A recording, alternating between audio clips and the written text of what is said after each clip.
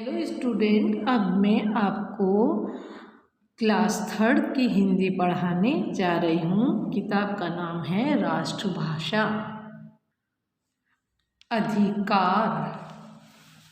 अब हम आपको ये पोयम लर्न करनी है। वे मुस्कुराते फूल नहीं, आपको मेरे साथ बोलना है।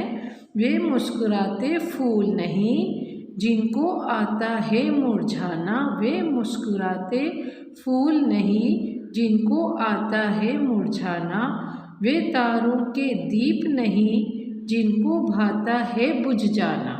वे तारों के दीप नहीं जिनको भाता है बुझ जाना। वे नीलम के मेघ नहीं जिनको है घुल जाने की चाह। वे नीलम के मेघ नहीं जिनको है घुल जाने की चाह।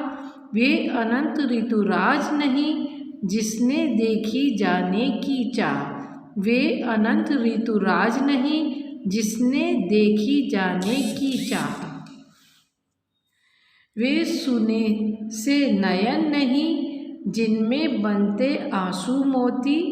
वे सुने से नयन नहीं जिनमें बनते आंसू मोती। वे प्राणों की सेज नहीं जिनमें बेसुध पीड़ा सोती। वे प्राणों की सेज नहीं जिनमें बेसुध पीड़ा सोती। वे मुस्कुराते फूल नहीं जिनको आता है मुरझाना। यहाँ कवि कहता है कि फूल अगर खिलेगा तो वो मुरझाएगा भी। तो वो जो खिला हुआ फूल है जिनको आता है उनको मुरझाना भी आता है। सुबह खिलता है और वो फिर शाम को मुरझा जाता है। वे तारों के दीप नहीं जिनको बाता है बुझ जाना। अब वो जो तारे हैं जो रात भर हमारे आकाश में टिमटिमाते हैं तो वो सूरज की रोशनी में सुबह बुझ जाते हैं, यानी कि छुप जाते हैं। वे नीलम के मेघ नहीं, अच्छा वो मेघ ही नहीं है, मेघ ही नहीं है जो बादल हमारे जिनको है घुल जाने की चाह। ये जो आकाश के अंदर मेघ घूमड़ घूमड़ कर आते हैं बारिश होने के बाद, या फिर वो मेघ धीरे धीरे फैलते फैलते वो आकाश में ही घुल जाते हैं। वे अनंत ऋतुराज नहीं जिसे देखी जाने की चाह। ये अनंत ऋतुराज है। जब सर्दी होती है तो जब सर्दी की ऋतु आती है तो हमें गर्मी ऋतु का इंतज़ार रहता है। गर्मी की ऋतु आती है तो हमें वर्षा ऋतु का इंतज़ार रहता है। वर्षा ऋतु आती है तो हमें बसंत ऋतु का इंतज़ार। बसंत ऋतु आती है तो फिर से हमें सर्दी की ऋतु का इंतज़ार रहता है। इस तरीके से ये एक चक्र चलता है इसका कोई अंत नहीं है। वे सोने से नयन नहीं जिनमें बनते आंसू मोती। अब जो हमारे नयन है उसमें जिसमें मोती न बरसा हो, जिसमें आंसू ना हो, जिसमें प्यार ना हो, तो वो नयन नहीं कहलाते हैं, वो हमारे नयन है। वे प्राणों की सेज नहीं जिसमें बेसुध पीड़ा सोती। और जो प्राणों की सेज है जो उस पर हमारा जब शरीर नश्वर हो जाता है, जब हमें मौत आ जाती है तो हमारा शरीर सेज पर बेसुध पड़ा एक पीड़ा, ऐसा लगता है कि एक पीड़ा बेसुध सी पड़ी हुई है। ये शब्द आपको कॉपी में लिखने हैं। मेघ मीन्स बादल, इसको क्लाउड कहते हैं। ऋतुराज यानी कि मौसम का राजा यानी किंग ऑफ सीजन।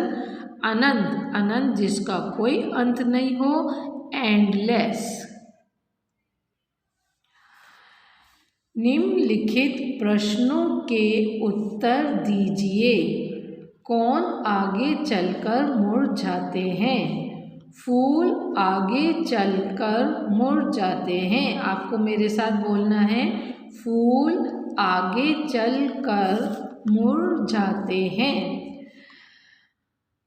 तारों के दीप को क्या नहीं भाता है? तो इसका उत्तर है तारों के दीप को बुझना नहीं आता है। तारों के दीप को बुझना नहीं भाता है, बुझना नहीं भाता है। आंसू मोती कहाँ बनते हैं?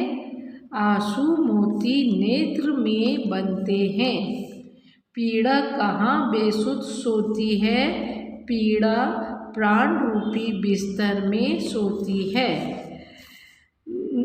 दिए गए शब्दों में रिक्त स्थानों की पूर्ति कीजिए। आपको ये लाइनें पढ़नी आना चाहिए।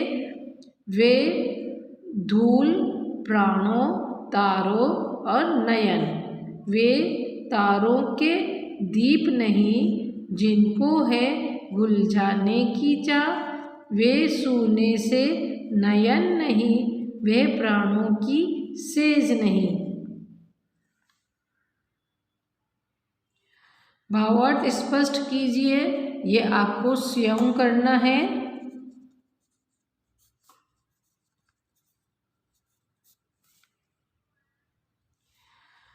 भाषा कौशल। निम्नलिखित शब्दों को अपने वाक्यों में प्रयोग कीजिए। तारे, तारे आकाश में रात को दिखाई देते हैं।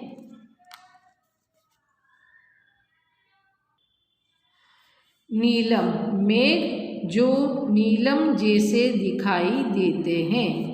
मेघ, आकाश में मेघ उमड़ रहे हैं। ऋतुराज, सर्द ऋतुराज हमें अच्छा लगता है। नयन, आंसू मोती नयन में बनते हैं। आंसू, नेत्र से आंसू बह रहे हैं। निम्नलिखित कविताओं की पंक्तियाँ उलट पुलट लिखी हुई है, इनको सही क्रम में लिखिए, स्वयं करें। निम्नलिखित शब्दों के दो दो पर्यायवाची शब्द लिखिए। फूल, पुष्प, सुमन। मेघ, बादल, घन। नयन, नेत्र, लोचन। सेज, पलंग, चारपाई। निम्नलिखित शब्दों के विलोम लिखिए, यानी कि उल्टा लिखिए। मुरझाना, खिल जाना। बनते, बिगड़ते। पीड़ा, सुख। मुस्कुराते, रोते। बेसुध, सुध।